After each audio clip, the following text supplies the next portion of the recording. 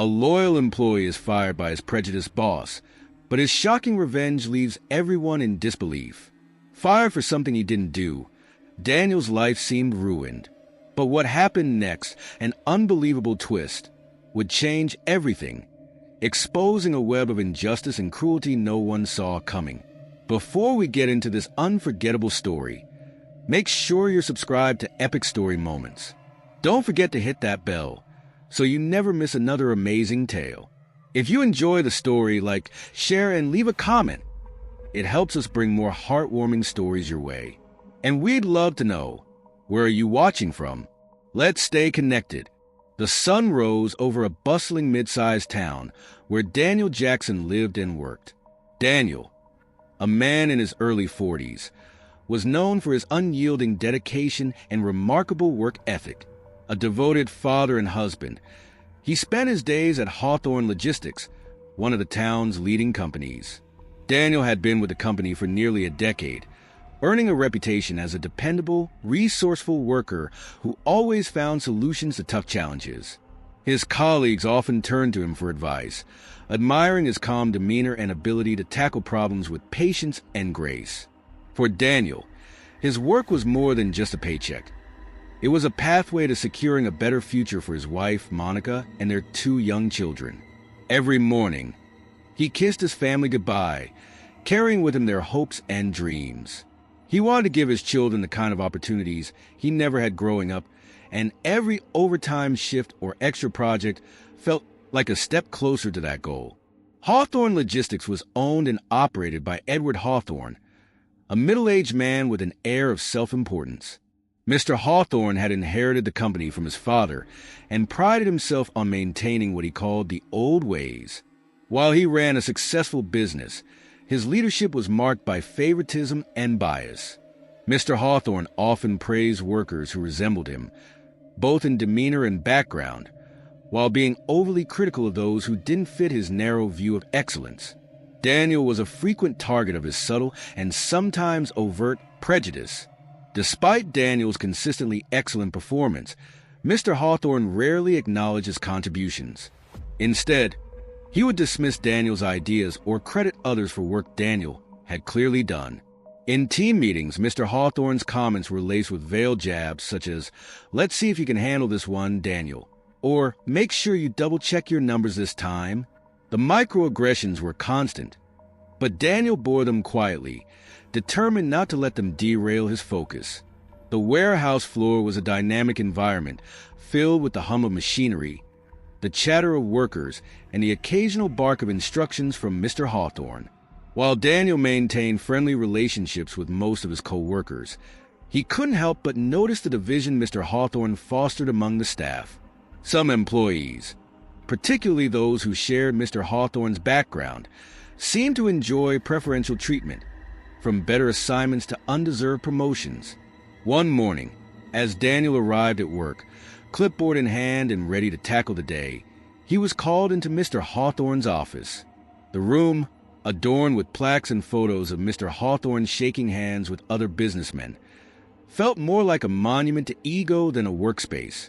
"Daniel," Mr. Hawthorne began, his tone clipped, "I've got a special project for you." He slid a thick file across the desk. Daniel picked up the folder, his brows furrowing as he scanned the details. It was a large-scale logistics plan involving a high-profile client. The project required meticulous planning, coordination across multiple departments, and a tight deadline that seemed almost impossible to meet. "You're the best person for the job," Mr. Hawthorne continued, though his words lacked sincerity. "I trust you'll figure it out. But let me be clear, failure is not an option. If this doesn't go well, it won't just reflect poorly on you. It'll reflect poorly on the company." Daniel nodded, sensing the weight of the task and the underlying implication. This wasn't just a challenging project. It felt like a setup. As he left the office, a sinking feeling settled in his chest. He glanced at the bustling warehouse, where his colleagues worked obliviously, and tightened his grip on the file. While Daniel had faced difficult assignments before, something about this one felt different. The stakes were unusually high, and the timeline was unreasonably tight. As he walked back to his station, flipping through the documents, he couldn't shake the sense that Mr. Hawthorne had handed him a loaded deck. Daniel poured himself into the project with unwavering focus, working long hours and meticulously planning every detail. He coordinated with various departments, smoothed over scheduling conflicts, and developed innovative solutions to streamline the operation. His ability to tackle challenges head-on was evident in every aspect of the project. However, despite his progress, Mr. Hawthorne seemed determined to undermine him. At first, it was subtle. Mr. Hawthorne would demand daily updates and scrutinize every report Daniel submitted, nitpicking minor formatting errors or asking for irrelevant details. His comments were always framed as helpful feedback, but they carried a patronizing undertone. "Daniel, you're missing the bigger picture here," Mr. Hawthorne remarked one morning, handing back a report that Daniel had stayed up late perfecting. "I'm not seeing the kind of polish I'd expect on something this important." Daniel bit his tongue, resisting the urge to point out that the report contained everything Mr. Hawthorne had requested. He knew better than to argue. It would only give his boss more ammunition. Meanwhile, the favoritism in the office became increasingly blatant. Mr. Hawthorne openly praised less competent workers for trivial accomplishments, offering them public recognition in team meetings. One of these workers, Mark, had bungled a smaller project the week prior. Yet Mr. Hawthorne commended his dedication and effort. The contrast was stark and demoralizing. Tensions reached a boiling point during a staff meeting one afternoon. Daniel had spent the past week developing a cost-saving strategy that could significantly boost the company's efficiency. Confident in his findings, he presented the idea to the team, outlining clear steps and projections. As Daniel spoke, he noticed nods of agreement from several colleagues, including Anna, a younger team member who had recently joined the company. Anna had been quietly observing Daniel's work and had come to admire his professionalism and resilience. However, before Daniel could finish, Mr. Hawthorne interrupted. "Let's hold off on jumping to conclusions," he said, his tone dismissive. "I'm not sure this is a direction we need to go in. It seems risky." The room fell silent. Daniel felt the sting of humiliation as Mr. Hawthorne brushed aside weeks of hard work in front of his peers. After the meeting, Anna approached Daniel in the break room. "That was a great idea," she said softly. "I don't understand why he didn't give it a chance." Daniel offered her a tired smile. "It's just how things are around here," he replied. "But thanks for saying that." Anna hesitated before speaking again. "It's not right, though, the way he treats you. Someone should say something." Daniel appreciated her words, but he knew how risky it would be for anyone to challenge Mr. Hawthorne's authority. He had seen how others who dared to speak up were quickly silenced or pushed out. The situation took a darker turn a few days later. During a routine check-in, Mr. Hawthorne accused Daniel of a minor oversight in the project plan, one that hadn't caused any actual issues, but was enough for him to use as leverage.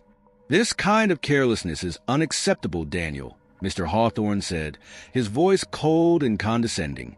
"I need to know that I can rely on you. One more mistake, and we'll have to reevaluate your position here." The threat hung in the air like a storm cloud. Daniel clenched his fists under the table, anger bubbling beneath the surface. He wanted to defend himself, to point out the absurdity of Mr. Hawthorne's accusations, but he knew it would only make things worse. That night, as Daniel sat at his desk reviewing the project plan for the 100th time, the weight of the situation bore down on him. He wasn't just fighting for his job.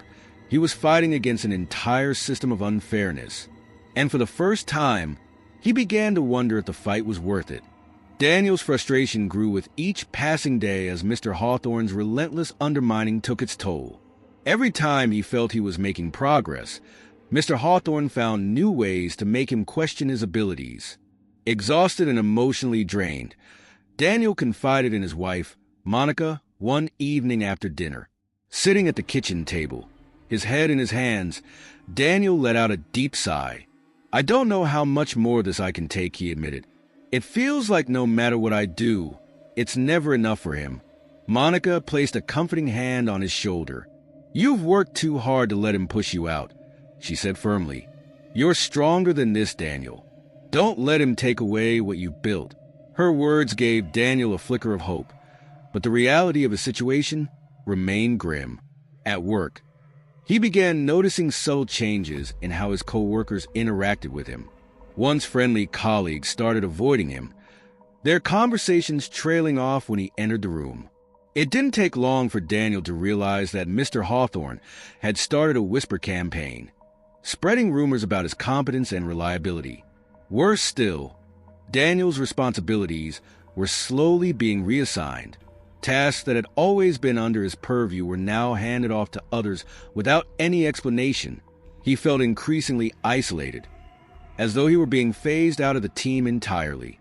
Amid the mounting challenges, Daniel found an unexpected ally in Jacob, a senior co-worker who had been with the company for over 20 years. Jacob was well respected among the staff and had seen his fair share of conflicts under Mr. Hawthorne's leadership. One afternoon, Jacob approached Daniel in the break room. "Mind if I sit?" he asked, gesturing to the chair across from Daniel. "Of course," Daniel replied, grateful for the company. Jacob leaned in, his voice low. "I've been watching what's going on, and I need you to know, it's not you. Hawthorne's done this before." "What do you mean?" Daniel asked, his curiosity piqued. Jacob sighed. "He's got a pattern. Anyone who doesn't fit his mold, anyone who threatens his ego, he finds a way to push them out. I've seen it happen more times than I can count. Good people, just like you, driven out because he couldn't stand to see them succeed. Why hasn't anyone stood up to him?" Daniel asked, a mix of anger and disbelief in his voice. Jacob shook his head. "Most of us can't afford to. He's got the power, and he knows it. But you," he paused, as though choosing his words carefully. "You've got something different. People see it. Don't let him win." Jacob's words stayed with Daniel, giving him a glimmer of strength, but the challenges only escalated. The breaking point came during a tense morning meeting. Mr. Hawthorne called Daniel into his office, his expression cold and unyielding. "Daniel," he began, "I've been reviewing your work, and I've come across some troubling discrepancies. Care to explain?" Daniel frowned, taken aback. "Discrepancies? What are you talking about?" Mr. Hawthorne slid a folder across the desk, filled with documents Daniel had meticulously prepared. He pointed to a minor clerical error, one that had no impact on the project's outcome. "This," Mr. Hawthorne said, his tone dripping with accusation, "this kind of negligence is unacceptable. I can't have someone on my team who doesn't take their responsibilities seriously." Daniel's pulse quickened. "With all due respect, sir, that's a minor oversight. I've worked tirelessly to—" Mr. Hawthorne cut him off. "Enough, Daniel. I've made my decision. Effective immediately. You're no longer employed at Hawthorne Logistics." The words hit Daniel like a punch to the gut. The room seemed to close in around him as the reality of what had just happened sank in. "You're firing me?" "Over this?" he asked, his voice barely above a whisper. "Yes," Mr. Hawthorne replied coldly. "Please gather your things and leave." As Daniel stepped out of the office, the room fell silent. His co-workers stared in stunned disbelief, the weight of what had just transpired hanging heavy in the air. Anna looked as though she wanted to say something but held back, fear etched across her face. Clutching his belongings, Daniel walked out of the building, his mind racing. He had been pushed to his limit, humiliated, and unjustly terminated. But deep down, a fire was starting to burn.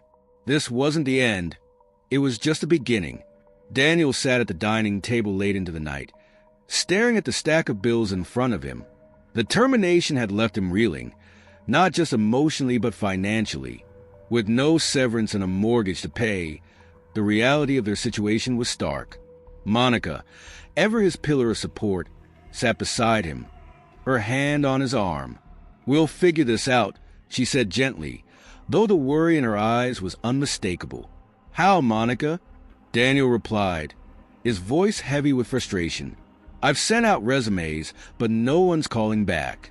Hawthorne's probably bad-mouthing me to anyone who'll listen. Monica straightened, her determination shining through. Then maybe it's time to stop letting him control the narrative. What he did to you wasn't just unfair, it was illegal. You need to talk to someone. A lawyer, maybe? Daniel shook his head, his shoulders slumping. A lawyer?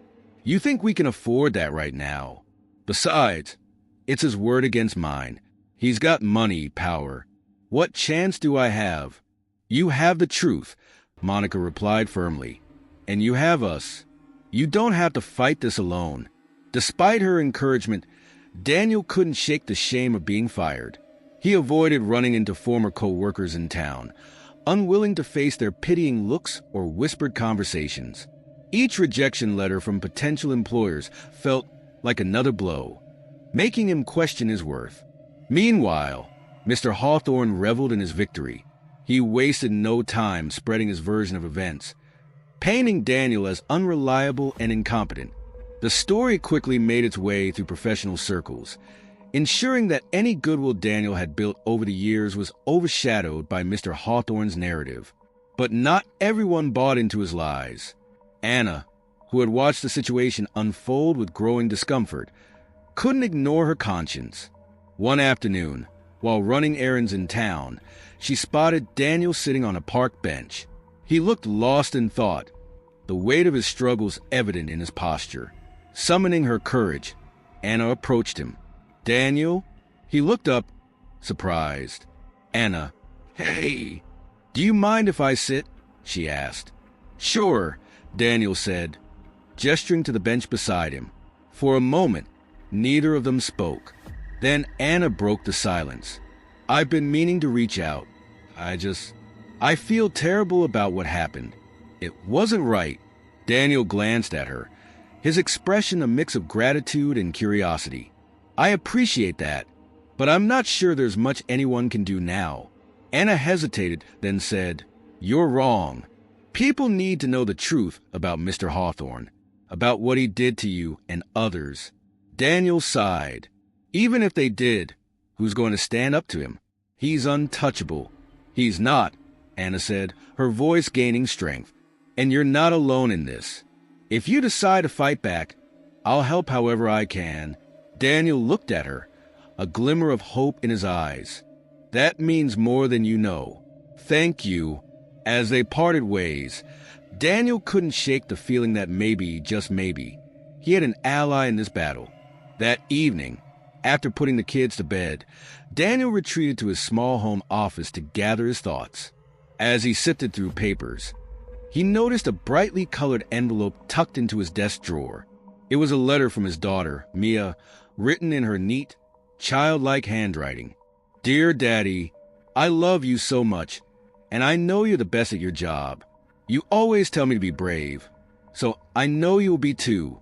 I'm so proud of you, and I hope you don't feel sad anymore. You're my hero. Love, Mia. Tears welled in Daniel's eyes as he read the letter. He held it close, feeling the warmth of his daughter's words seep into his heart. In that moment, the doubt and fear that had been weighing him down began to lift. Monica appeared in the doorway, concern etched on her face. Are you okay? She asked softly. Daniel nodded, holding up the letter. Mia reminded me of something I'd forgotten. This fight isn't just for me. It's for her, for all of us. Monica smiled, tears glistening in her eyes. Then let's fight.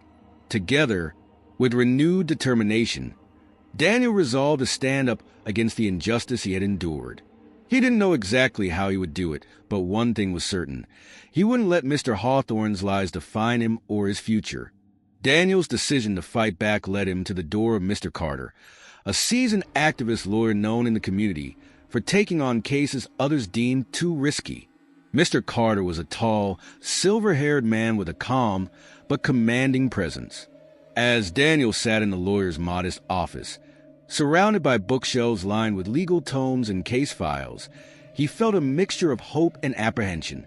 Your case isn't just about you, Daniel, Mr. Carter said after listening to his story.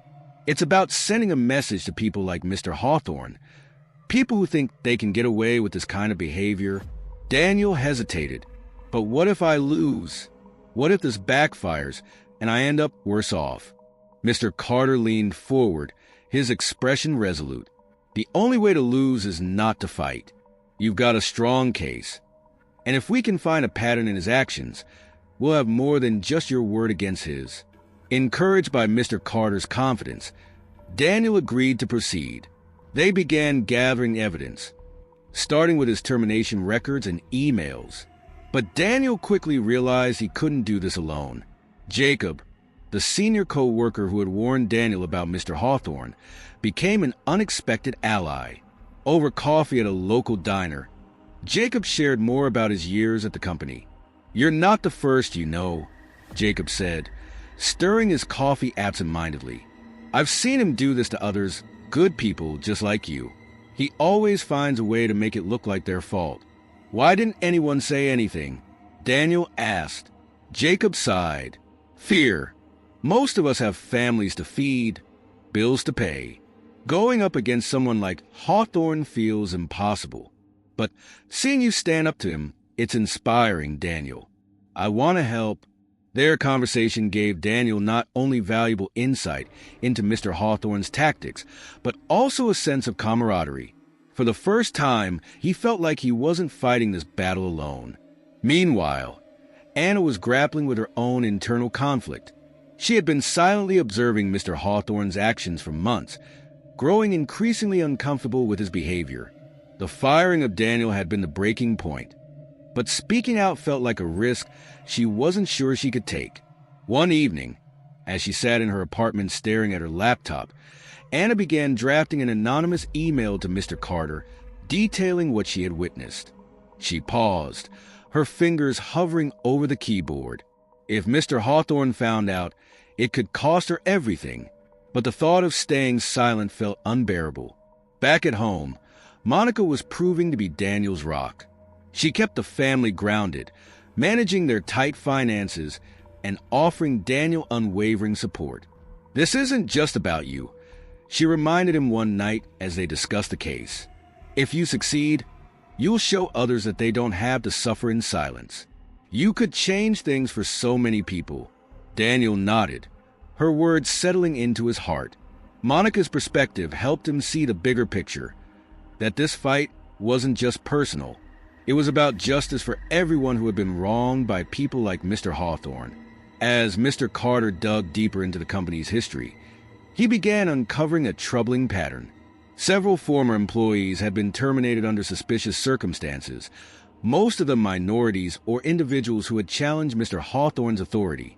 Each case followed a similar trajectory: undermining, false accusations, and eventual termination. Mr. Carter shared his findings with Daniel in their next meeting. "This isn't an isolated incident," he said. "If we can get even one of these former employees to testify, it could blow the case wide open." The revelation deepened the stakes. It wasn't just about clearing Daniel's name anymore. It was about exposing a systemic problem within the company. As Daniel left the meeting, he felt a renewed sense of purpose. This wasn't just his fight. It was a fight for justice that had been long overdue. Daniel's lawsuit against Mr. Hawthorne and the company marked a turning point. The case quickly attracted local media attention, with headlines highlighting claims of racial discrimination and wrongful termination. Public interest surged as Daniel shared his story during interviews, his calm but passionate demeanor resonating with viewers. "I'm not just fighting for myself," he said in one interview. "This is about standing up for anyone who's been treated unfairly, anyone who's been silenced because they didn't think they had a voice." The attention placed immense pressure on Hawthorne Logistics. Customers began questioning the company's ethics, and some even withdrew contracts. The board of directors demanded answers, but Mr. Hawthorne remained defiant, dismissing the allegations as baseless. Privately, however, Mr. Hawthorne was panicking, determined to protect his reputation. He hired a private investigator to dig into Daniel's past. Weeks later, the investigator presented Mr. Hawthorne with a thin file containing minor incidents from Daniel's early adulthood. Nothing incriminating, but enough for Mr. Hawthorne to twist into a narrative of irresponsibility. At a hastily arranged press conference, Mr. Hawthorne leaned into this strategy. "This lawsuit is nothing more than an attempt to defame me and this company," he claimed, waving the file in front of reporters. The individual behind these accusations has a questionable history and is trying to shift the blame for his own shortcomings. The smear campaign stung, but Daniel refused to back down. Supported by Monica, Mr. Carter, and Jacob, he continued pressing forward. Still, the stress weighed heavily on him. Late one night, as he worked with Mr. Carter to review documents, his phone buzzed with an unexpected message. It was from Anna. She had made her decision. The next day, Anna met with Mr. Carter in his office, visibly nervous but resolute. "I can't stay silent anymore," she said, placing a USB drive on the desk. "This has emails, meeting notes, and other records. It shows exactly how Mr. Hawthorne treated Daniel and others. Her testimony and the evidence she provided were a game changer. For the first time, Daniel felt that justice might be within reach." The legal team quickly incorporated Anna's contributions into their case, and public opinion began to shift further in Daniel's favor. But Mr. Hawthorne wasn't done fighting. Behind the scenes, he manipulated senior management into supporting him, framing the lawsuit as a threat to the company's survival. The board, desperate to protect their bottom line, issued a public statement of full confidence in Mr. Hawthorne's leadership. The announcement was a devastating blow. Without the company taking accountability, Daniel's case faltered. Even with Anna's testimony, it seemed unlikely that the lawsuit would succeed. One evening, as Daniel sat in his office, exhausted and defeated, he sifted through another batch of documents provided by Mr. Carter. His eyes skimmed over routine memos and financial reports, barely registering the words. But then one email caught his attention.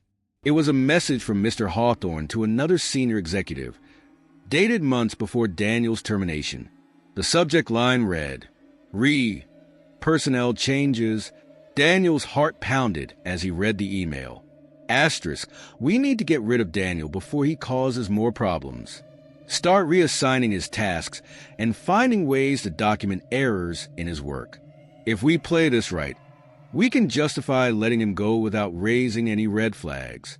Asterisk, the words were damning, an undeniable admission of Mr. Hawthorne's intent to sabotage Daniel's career. Daniel called Mr. Carter immediately. "I think I just found what we need to win this," he said, his voice trembling with a mix of anger and relief. As Daniel hung up the phone, he felt a surge of hope. The email was the smoking gun they had been searching for, a piece of evidence that could expose the truth and finally hold Mr. Hawthorne accountable. For the first time in weeks, he allowed himself to believe that justice might prevail after all. The email Daniel discovered became the catalyst for a dramatic shift in the case. When Mr. Carter presented the evidence to the court, the impact was immediate.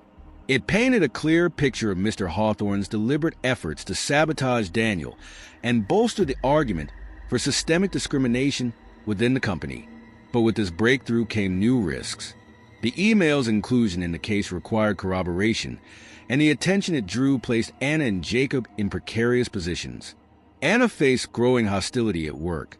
Mr. Hawthorne's allies in management began subtly isolating her, reassigning her projects and excluding her from key meetings. She returned home each night, feeling the weight of her choice to speak out, but she refused to back down. Jacob, who had long remained in the shadows, now felt an obligation to step into the light. During a tense company-wide meeting, he stood up, his voice steady but filled with conviction. "I've worked here for over 20 years, he began, his gaze sweeping across the room. "And in that time, I've seen Mr. Hawthorne treat some of the hardest working people here with contempt. People who didn't fit his idea of who belongs. Daniel is just the latest victim in a long line of unfair treatment.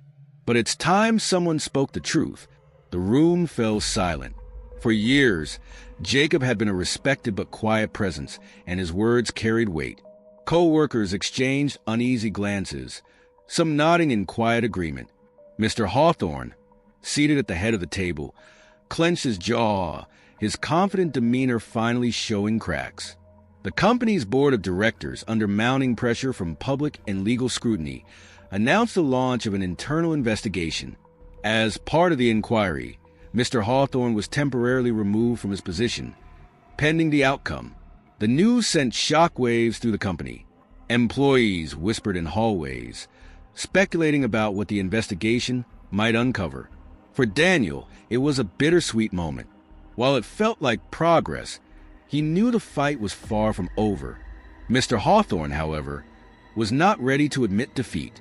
Enraged by his suspension and the blow to his reputation, he turned his focus back on Daniel. He summoned his legal team and prepared a counter-lawsuit, claiming defamation and damages to his career. One evening, Daniel sat with Monica and Mr. Carter in the lawyer's office, reading through the notice of the countersuit. "This is his attempt to scare you," Mr. Carter said, his tone calm but firm. "He knows the evidence against him is overwhelming. This is a desperate move." Monica placed a hand on Daniel's. "He's trying to rattle you, make you second-guess yourself. Don't let him win." Daniel nodded, but the pressure was undeniable. The stakes had never been higher, and the battle ahead would test his resolve like never before. Meanwhile, Anna and Jacob continued to face the consequences of their actions. Both were called in for interviews as part of the company's investigation, their testimonies critical to uncovering the truth. Despite the risks, they remained steadfast, their determination fueled by a shared belief in justice. As the investigation progressed, new details began to emerge. Stories of other employees who had been wronged by Mr. Hawthorne but had been too afraid to speak out. These revelations painted an even darker picture of a workplace culture steeped in bias and fear. By the end of the week, the company released an initial statement acknowledging areas of concern uncovered in the investigation. While vague, it signaled a shift in the narrative, placing further pressure on Mr. Hawthorne. Late one night, as Daniel reviewed the mounting evidence with Mr. Carter, Monica brought him a cup of tea and sat beside him. "You're making a difference," she said softly. "Not just for yourself, but for so many others." Daniel smiled, her words giving him strength. He knew the road ahead would be challenging, but the email, Anna and Jacob's support, and the growing momentum of the case gave him hope. However, as the days passed, the looming threat of Mr. Hawthorne's countersuit remained a dark cloud, a reminder that the battle for justice was far from over. Despite the escalating challenges, Daniel remained resolute. The threat of Mr. Hawthorne's countersuit weighed heavily on him, but Mr. Carter's unwavering confidence and meticulous strategy helped him stay focused. "This is a marathon, not a sprint," Mr. Carter reminded Daniel during one of their late-night strategy sessions. "We'll keep building our case piece by piece until there's nothing left for them to refute." As they reviewed testimony and evidence, Daniel drew strength from the growing network of supporters around him. Anna and Jacob, having faced their own battles within the company, began reaching out to former employees who had left under questionable circumstances.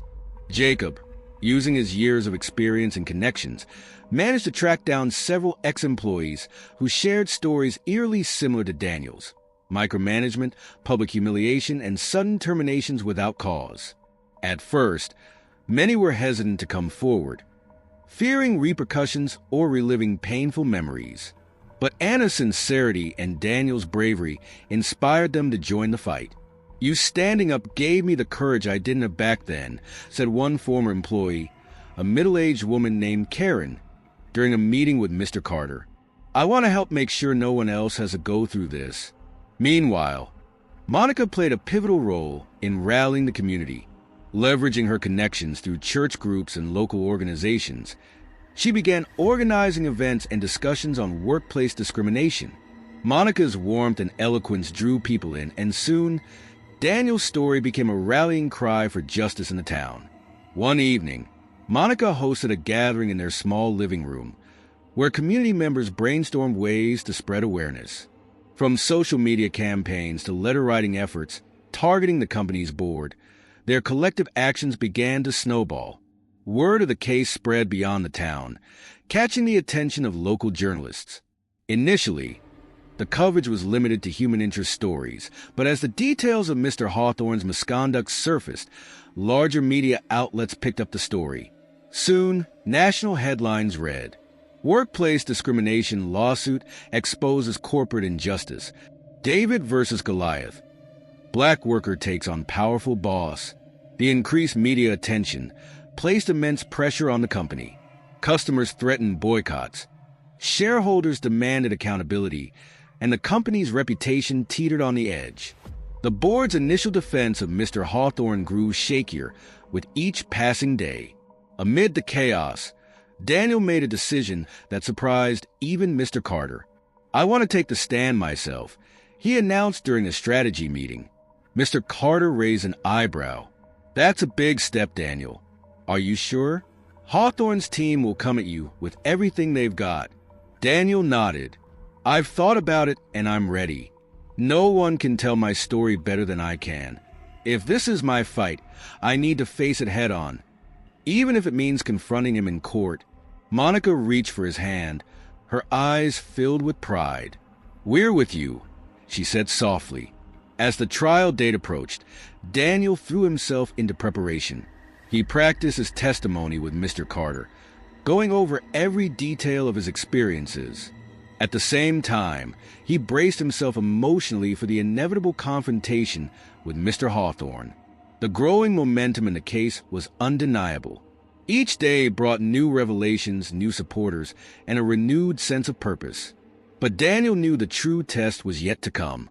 The courtroom would be the ultimate battleground, and he was determined to stand tall and speak his truth, no matter what. The courtroom was packed on the day Daniel took the stand, a mix of reporters, supporters, and company representatives filling every seat.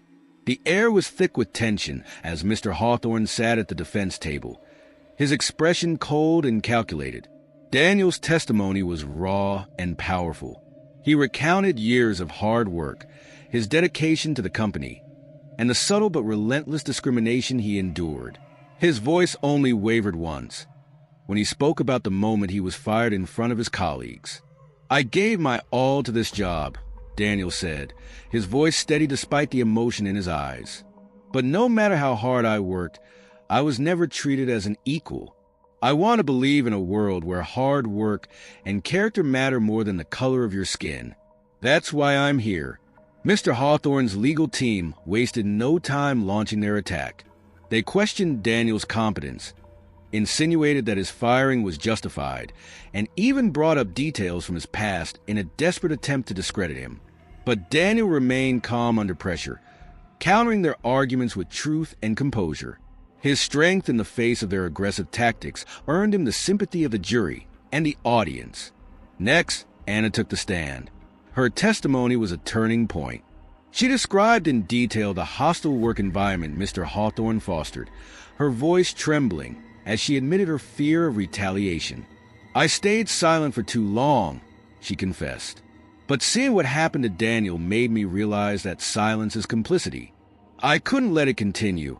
The prosecution introduced the evidence Anna had provided, emails, meeting notes, and records that painted a clear picture of Mr. Hawthorne's pattern of discrimination. Each piece of evidence struck another blow against the defense's case. Jacob followed, his voice carrying the weight of decades of experience. He corroborated Daniel's claims, sharing his own encounters with Mr. Hawthorne's bias.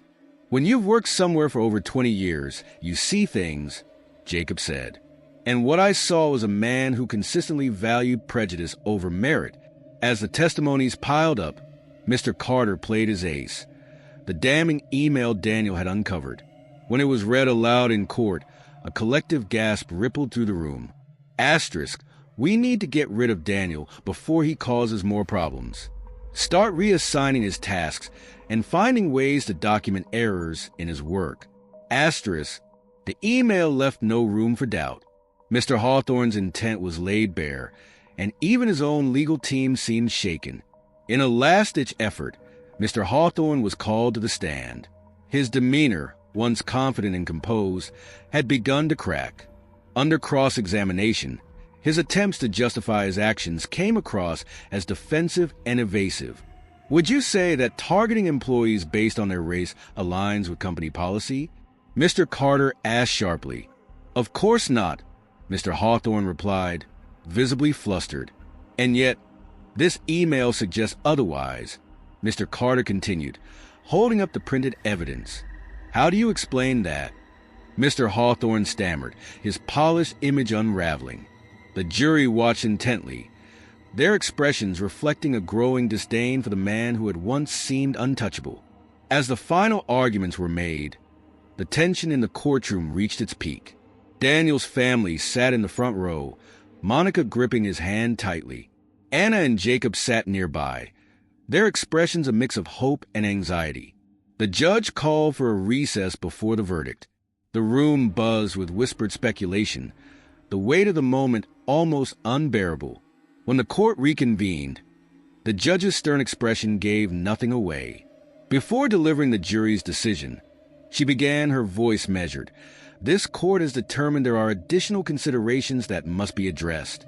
The courtroom fell silent, the suspense almost palpable. Daniel held his breath, his heart pounding as he waited to hear what would come next. The silence in the courtroom was suffocating as the judge returned from her brief recess. Daniel could feel the eyes of the jury, the witnesses, and the entire courtroom fixed on him. He clasped his hands together, a mixture of anticipation and dread building in his chest. The weight of the trial, of everything he had fought for, hung in the air. The judge cleared her throat, her voice firm and unyielding as she addressed the room. After careful consideration of the evidence presented, the testimonies given, and the patterns of behavior revealed during this trial, this court has reached a verdict. Daniel's heart raced, and Monica squeezed his hand, as though the two of them could hold onto each other for strength. The judge continued, "It is the decision of this court that Daniel Matthews was unjustly terminated from his position due to discriminatory practices. The evidence presented, including testimonies from witnesses and the critical email that exposed a pattern of systemic mistreatment, is undeniable." A hush fell over the courtroom, and Daniel felt a wave of relief, though he remained tense, waiting for the final words. Mr. Matthews is entitled to full compensation for lost wages, emotional distress, and punitive damages, the judge announced, her gaze shifting momentarily to Mr. Hawthorne, who sat rigidly at the defense table, his face pale. In addition, the company will be required to implement immediate and significant changes to address discrimination and ensure that no employee suffers from bias or retaliation moving forward. A stunned silence followed. Then, as if a dam had broken, murmurs of disbelief rippled through the room. Mr. Hawthorne's legal team exchanged nervous glances, while his supporters looked on in stunned silence. Mr. Hawthorne, once the proud and powerful leader, rose to his feet, his face flushed with anger and humiliation. He didn't meet anyone's gaze as he stormed out of the courtroom, his reputation shattered and his career in ruins. The humiliation was complete. He was terminated from his position effective immediately. Daniel watched him leave, but his mind quickly shifted back to the people who had made this victory possible. His family, his friends, his colleagues, all of them had stood beside him, unwavering. They had believed in him when the system tried to break him. They had fought for justice alongside him, and now he was going to win more than just a lawsuit. He had reclaimed his dignity, his place in the world, and the promise of a better future. Monica stood and walked over to him, tears in her eyes. She embraced him tightly, whispering in his ear, "You did it. You changed everything." Daniel held her close, feeling the weight of everything that had led them here. The sacrifices, the pain, the fear, and the incredible love that had seen them through. He looked over at Anna and Jacob, both of them standing proudly in the back of the courtroom, their expressions filled with relief and gratitude. The crowd in the courtroom began to applaud, and the sound was overwhelming, echoing in his ears. It was the applause of victory, not just for him, but for everyone who had ever been silenced by injustice. This was their victory. Later, at home, Daniel sat with Monica in their living room, the evening sun casting a warm glow over the room. The children were out playing, And for a brief moment, it felt like the weight of the world had been lifted. Monica handed him a letter she had found earlier that day. He opened it to find a message from their young daughter, Jasmine, written in crayon, her handwriting a bit messy but filled with love. "Dear Daddy, I'm so proud of you for being strong and brave. You're the best daddy ever, and I love you so much. I'm happy you're home." Daniel's eyes filled with tears as he read the letter aloud, his voice breaking slightly. "I'm proud of you too, sweetheart," he whispered, wiping away the tears that threatened to fall. He looked up at Monica, his heart full. "We did it. We really did it." Monica smiled, tears in her eyes as well. "You didn't just do it for us, Daniel. You did it for everyone who will come after you. You changed things for good." Daniel nodded, his chest swelling with a bittersweet sense of accomplishment. He held the letter to his heart, knowing that in the end, it was not just a legal victory that mattered. It was the example he had set, the courage he had shown, and the hope he had given to others who felt powerless. The victory would resonate far beyond the walls of the courtroom. It was a testament to the power of standing up for what's right, no matter the odds. Daniel had fought for justice, and in the end, justice had prevailed.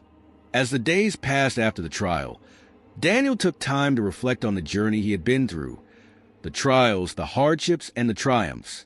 He thought back to the moments when he felt like giving up, when the weight of the injustice seemed too much to bear. He had been scared, uncertain, and often overwhelmed. But through it all, he had learned something invaluable. Standing up against injustice, even when it feels impossible, was the most powerful tool he had. In the face of fear and adversity, he had found the strength to push forward, not just for himself, but for his family, his community, and for those who would come after him. "I could have walked away," Daniel admitted in a heartfelt moment of reflection, sitting with Monica in their living room. "I could have let it go, gone back to just living my life. But I had to stand up, not just for me, but for the future. If we don't speak out against the things that are wrong, we let them continue." Monica nodded, understanding the depth of what Daniel had learned. "It wasn't easy, but you did it, Daniel. You showed people what it means to fight for what's right. And now, people know they don't have to stay silent." Daniel's victory wasn't just a personal one. It was a victory for everyone who had ever felt the sting of discrimination. His story had sparked a movement. He had become a symbol of hope and resilience, inspiring others to raise their voices when faced with injustice. Anna, who had been a quiet ally from the beginning, spoke at a local community event, her voice strong and unwavering. "When I first saw what was happening to Daniel, I stayed quiet, unsure of the consequences. But watching him fight for what was right made me realize something. I could either stay silent or I could do something. I chose to speak out, and I'm proud I did. We can't just wait for change to come. We have to make it happen." Jacob, too, shared his own story of suffering under Mr. Hawthorne's leadership. "I've been in that job longer than anyone, and I never thought I'd see the day something like this could happen," he said. "But what Daniel did showed me that it's never too late to make a stand, to take that first step toward changing the system. If I can do it, so can you." Together, Anna, Jacob, and Daniel became symbols of courage and unity. They showed their community that standing up against injustice wasn't just an individual act. It was a collective one. And when people united for a common cause, they could change the world. In the wake of the trial, the company was forced to take a hard look at its policies. Under intense public scrutiny, Mr. Hawthorne's former employer issued a formal statement committing to new, stronger anti-discrimination measures. They pledged to implement diversity training programs, create safe reporting channels for employees to voice concerns, and conduct regular audits of their practices to ensure equality and fairness in the workplace. The commitment to change was met with mixed reactions. Some were skeptical, while others cautiously optimistic. But for Daniel, Anna, Jacob, and their supporters, it was a start. The company couldn't erase the past, but they could shape a new future, one where no employee would have to face what Daniel had endured. The final moments of the video took the viewer through a peaceful montage of Daniel's life post-trial. The family had found a new sense of calm and security. They celebrated their victories together. Daniel playing with his children in the backyard, Monica cooking dinner while they laughed. The warmth of their home a sharp contrast to the cold, oppressive environment Daniel had once endured at work. Daniel sat on the porch at sunset, holding the letter from his daughter close to his chest. A soft smile spread across his face as he looked out over the horizon, knowing that their fight had made a difference. The video ended with these final words. Asterisk, sometimes the greatest battles aren't fought with fists or words, but with the courage to stand up and say, this isn't right. When we stand together, we can overcome anything. No matter the fear, no matter the odds. Change is possible, and it starts with each of us. Asterisk, as the screen faded to black, the sound of Daniel's laughter blended with the peaceful sounds of the evening, leaving a lasting message of hope, strength, and the enduring power of standing up for what's right. Months after the trial, Daniel's life had slowly begun to take on a new rhythm. The weight of the past still lingered, but he had found a renewed purpose, one that went beyond the courtroom and the victory he had achieved. Daniel established a foundation dedicated to supporting victims of workplace discrimination, offering legal aid, emotional support, and resources for those who had experienced what he had. It was his way of turning his struggle into something that would help others, a beacon of hope for those still silenced by fear or oppression.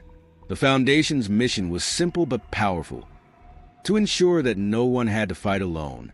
Daniel knew from experience how overwhelming it could be to take on such a monumental fight. He wanted to give others the strength and guidance they needed to take that first step, just as he had. Everyone deserves to be treated with dignity, with fairness.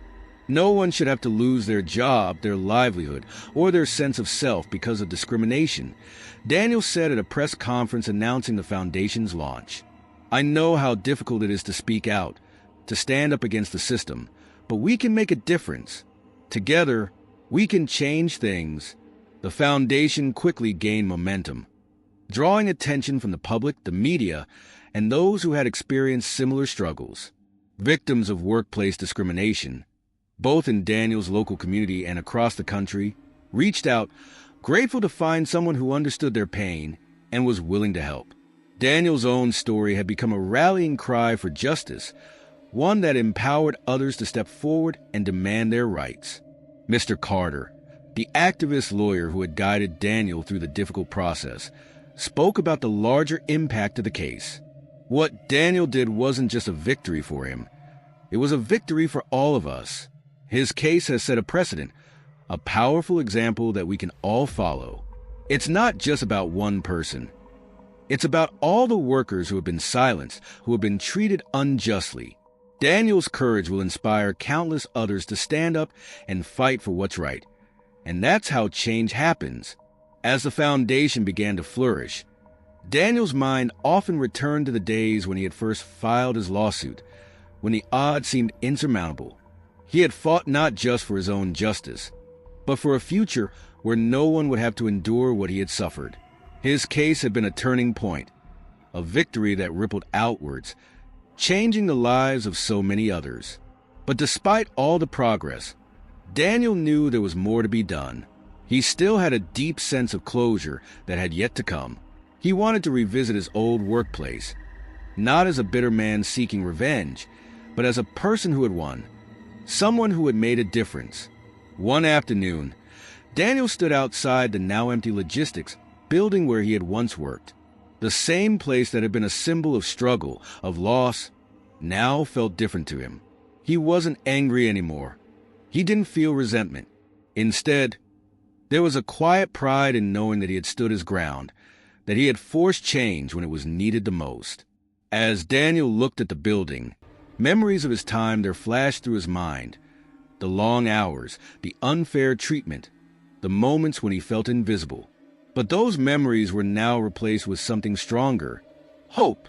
He had changed things, not just for himself, but for everyone who had ever walked through those doors and been treated unfairly.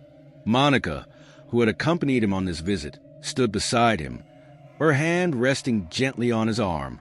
Together, they looked at the building that had once represented the darkest time in their lives. But now, It was a reminder of how far they had come. "Look what you've done," Monica whispered. "You've changed everything." Daniel nodded, a quiet smile playing on his lips. "We've changed everything. One person can make a difference, but together, we can make a revolution." As the camera lingered on Daniel's face, the screen slowly began to fade to black, leaving a lasting image of the man who had fought not just for justice, but for a better future for all. The words on the screen, simple yet profound, capture the essence of Daniel's journey. Asterisk, justice may be delayed, but it cannot be denied. Asterisk, the screen faded completely, leaving the message to resonate, echoing the strength and power of one person's commitment to making the world a fairer, kinder place.